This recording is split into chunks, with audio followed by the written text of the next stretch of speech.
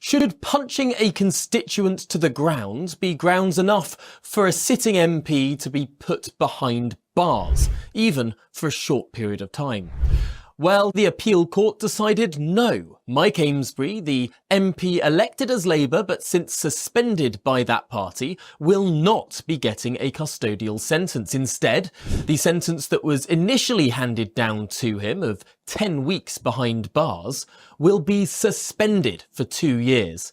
In plain English, he's not going to prison. Instead, 200 hours of community service is the charge and an alcohol awareness course. Now, it doesn't take me to point out that many people have been comparing this somewhat lighter sentence for, punching a constituent to the floor, repeatedly punching a man outside the pub, with some of the stricter sentences that have been handed to individuals for things that they've written down on social media.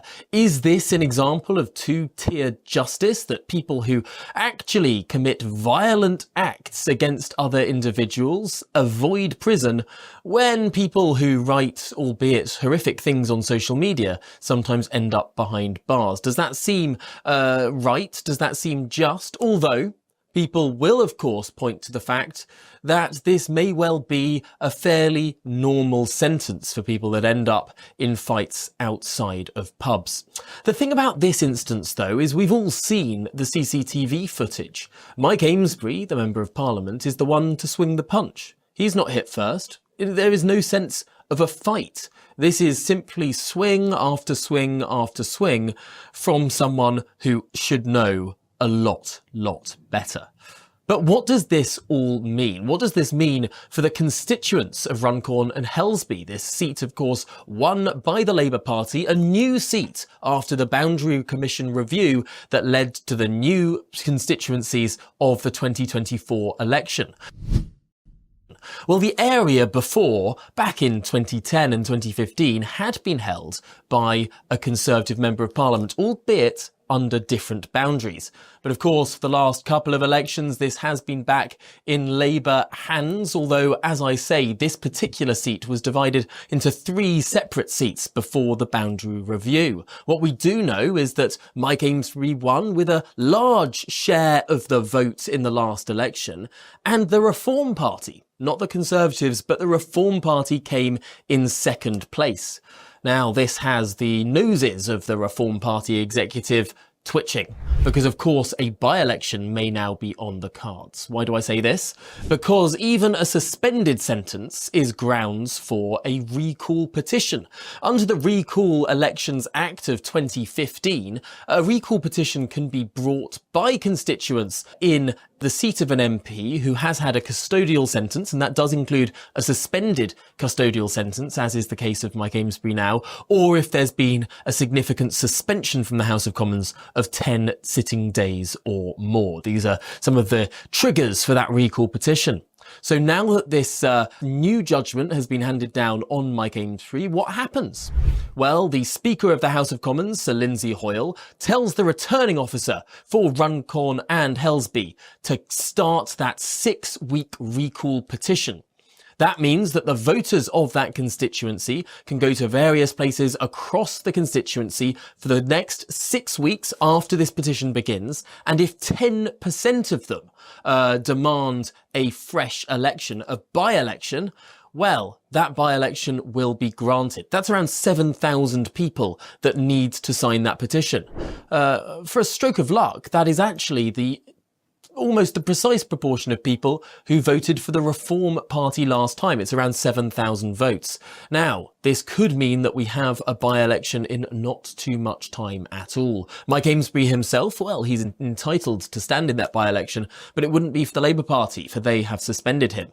We know that the Reform Party has already been leafleting the constituency, even sending around a van with advertising on the side of it. They're clearly preparing for a big fight. Could this be the first by-election of this Parliament, and could the Reform Party stand a chance of picking up a 6th Member of Parliament? Well, big questions to ask there. Well, let's dive more into the details of what could be a fascinating by-election in Runcorn. We spoke earlier to the political correspondent for The Spectator magazine, James Heal. Former Labour MP Mike Amesbury has had his 10-week prison sentence for assault suspended for 2 years following an appeal at Chester Crown Court. Yes, this all seems to have happened terribly quickly. We're joined by political correspondent at The Spectator, James Heal. This is quite a remarkable decision. Do we understand how it came about?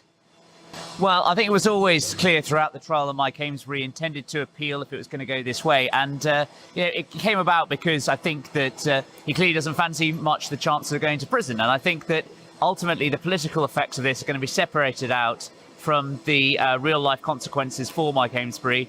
And he's been now sentenced to 200 hours community service, has to do an alcohol awareness course as well. And I think he'll be very relieved he's presumably on this basis not going to go to prison.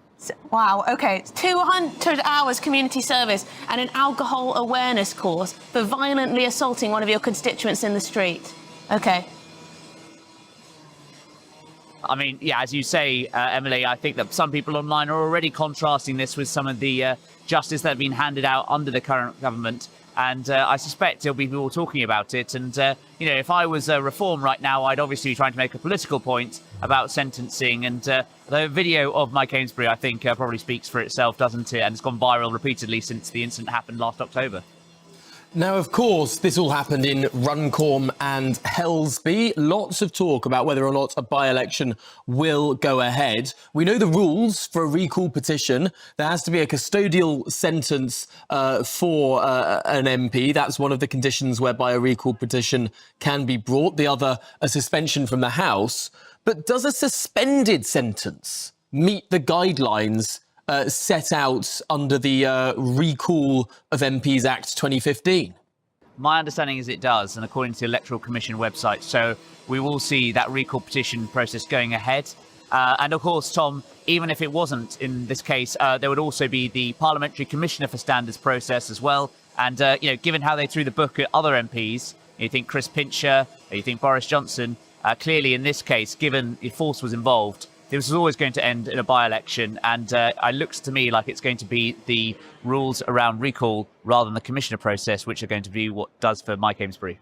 Yeah, and that's a really important moment because we've seen already campaigning get underway in Runcorn and Helsby. We've seen various parties get on with the leafleting already, despite the fact we don't have a date for this potential by-election.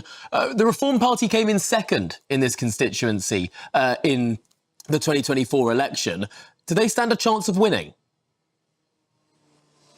Yes, they do. They stand a very good chance of winning. And that's, of course, shown in Reform's own actions, which is the weekend after the incident took place last October. Reform had a team ready out there leafleting that very weekend.